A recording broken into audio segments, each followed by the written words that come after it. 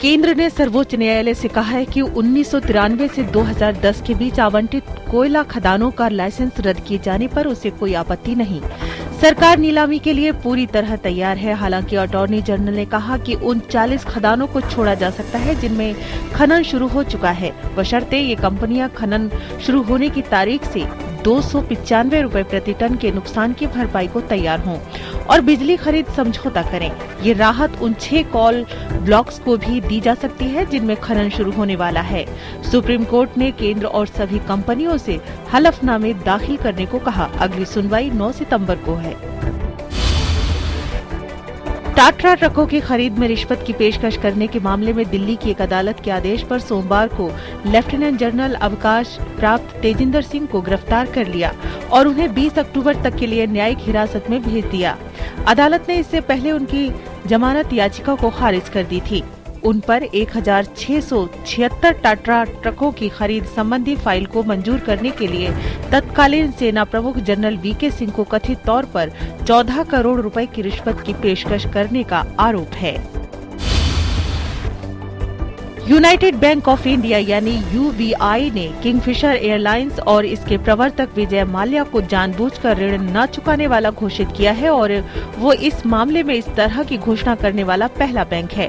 इस घोषणा के बाद कंपनी के निदेशक और ये कंपनी भविष्य में बैंक से ऋण के पात्र नहीं होंगे। इन्हें निदेशक के पद से भी हाथ धोना पड़ेगा। जरूरत पड़ने पर इनके खिलाफ आपराधिक मामला भी दर्ज किया जा सकता है। केंद्रीय जांच ब्यूरो ने कथित रिश्वत मामले में हिमाचल के मुख्यमंत्री वीरभद्र सिंह के खिलाफ की गई जांच को लेकर दिल्ली उच्च न्यायालय में अंतिम स्थिति रिपोर्ट दाखिल कर दी है। अदालत ने वीरभद्र से इस मामले में मंगलवार तक अपना जवाब दाखिल करने को कहा है। गौरतलब है कि वीरभद्र सिंह पर बतौर मुख्यमंत्री के तौर पर अपने पहले के कार्यकाल के दौरान कथित रूप से भ्रष्टाचार, धन शोधन और जालसाजी में लिप्त के आरोप हैं। मामले में दलीलें 10 सितंबर को सुनी जाएंगी।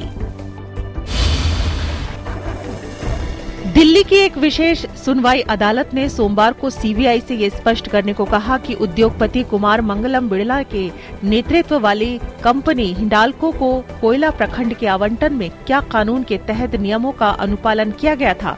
सीबीआई ने इस आवंटन के मामले में बिड़ला और पूर्व कोयला सचिव पीसी पारेख के खिलाफ दर्ज प्राथमिकी की जांच बंद करने का फैसला किया है। जांच बंद करने के लिए सीबीआई की ओर से दाखिल रपट पर सुनवाई करते हुए विशेष अदालत ने जांच एजेंसी से सवाल किया। बिड़ला, पारेख और अन्य के खिलाफ सीबीआई ने पिछले वर्ष अक्टूबर में प्राथमिकी दर्ज कराई थी। केंद्र सरकार सांसदों और विधायकों के खिलाफ लंबित पड़े ऐसे आपराधिक मामलों के त्वरित निपटारे के लिए राज्यों को पत्र लिखेगी जिन आपराधिक मामलों में सदस्यों की सदस्यता छिन सकती है। दिल्ली में केंद्रीय गृह मंत्री राजनाथ सिंह की अध्यक्षता में हुए एक उच्च स्तरीय बैठक में ये फैसला लिया गया। बैठक में गृह मंत्री के अलावा कानून मंत्री रविशंकर प्रसाद, गृह राज्य मंत्री किरण रिजिजू, अटॉर्नी जनरल मुकुल रोहतगी, गृह सचिव और कानून विभाग के सचिव शामिल हुए। सप्ताह के पहले कारोबारी दिन बाजार में उछाल देखा गया। सेंसेक्स 229 अंकों की बढ़त के साथ 26,867 के स्तर पर बंद हुआ है। वहीं निफ्टी 73 अंक की उछाल के साथ 8,027 पर बंद हुआ है।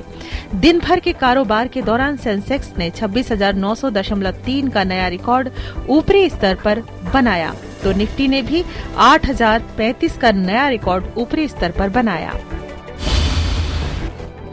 बीजेपी अध्यक्ष अमित शाह 2 दिन के केरल दौरे पर हैं। वे केरल में पार्टी में ऊर्जा भरने के साथ ही सूबे की राजनीतिक नब्ज टटोलने की कोशिश कर रहे हैं। अमित शाह ने तिरुवनंतपुरम में पद्मनाभ स्वामी मंदिर में दर्शन किया।